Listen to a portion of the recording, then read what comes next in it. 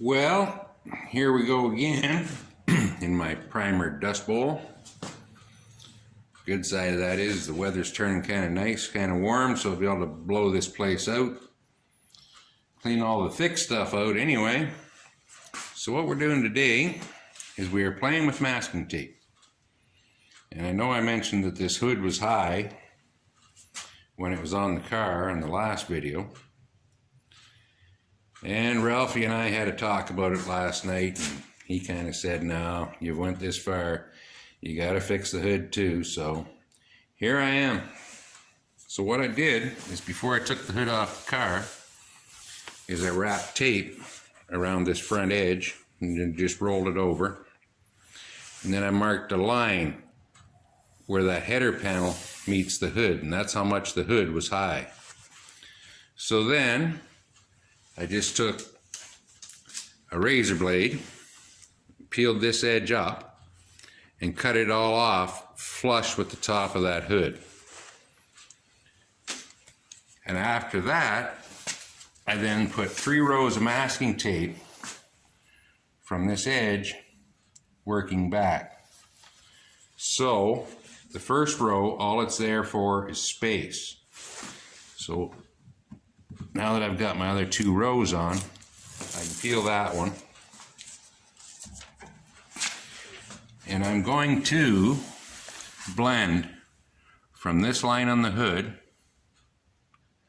back to this first, or now first, masking tape.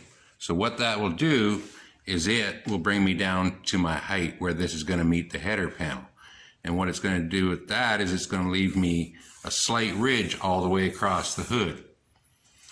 And of course, I'm just going to sand that. I get a little creative out here in the corners. And I just did that freehand, but I'm pretty close, because I won't be able to get in there to show you, but this line, if you followed it around the corner, tapers off to nothing here again where it meets the fender. So the line is good up to somewhere in about that area. So I'm going to blend all this back, get that taper, which is going to leave me with a slight ridge all the way across here. I'll then peel that second row of tape off, and I'll then blend that ridge out to the line on the third row of tape. So you won't have any noticeable marks in there. And the reason I did it all by laying out the tape is so that this side and this side will both be consistent. If you don't have that guideline on there, you're going to be all over the place. So I'll get back to my favorite sport of sanding and bring you back later on.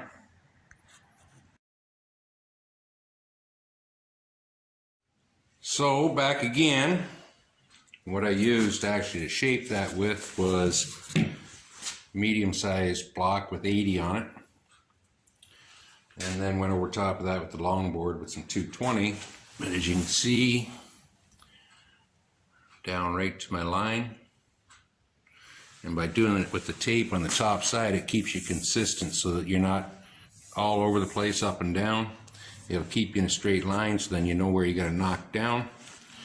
And once I reprime that and block it all, the only people that will know that's been done is the ones watching this video.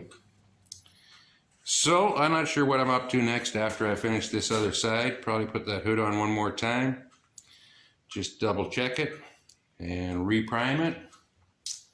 And then I think it's time to pretty much reprime the car. But we'll see what happens. Again, I've been a little derelict on my videoing. But under the sheets there is the hood. It is in its final prime. Just got it covered up to keep it out of the overspray. And as you can see, the plastic car is all masked. And I'm just getting ready to put its final coat of primer on. So I'll put this on the tripod and show you what I'm doing. I decided, since this is the final prime, I'd give my old cheapy primer gun a bit of a clean job. Now, it may not look clean, but I at least did clean all the chunks out so we don't get any problems trying to spit through the tip. And I'll get to the primer in a minute, but what I'm going to use is a 1.8 needle and tip, which I don't know if you'll be able to see the difference in these two or not, but the size of the hole, the 1.8 is on my right, 1.4 on the left, and then the two needles, whether you can see the difference in the tips on those. And what it means is the amount of volume that when you pull back on this needle and the thickness or viscosity of the paint, what it's going to allow through. So I use 1.8 on this primer just because of the thickness of it. And on the can, which I'm using the Proform stuff again, same old stuff. They tell you you can mix it at a 4-to-1, in other words, 4 parts primer, 1 part hardener, or you can mix it 4-to-1-to-1, so you're adding 1 part reducer. And I always reduce it. And especially on this one, I want this coat of primer to go on as clean as if I was spraying color.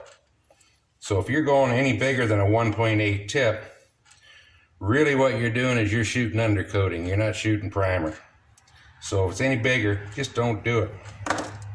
So anyway, I'll get this stuff all loaded up, give the car a squirt, and bring you back then.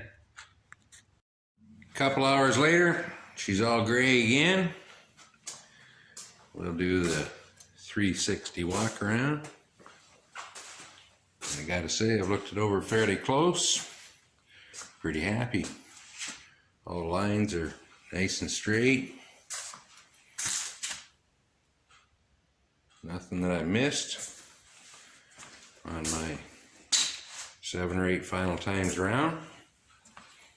There are a couple little pinholes that I noticed up in the front bumper, but that's pretty minor in the big picture.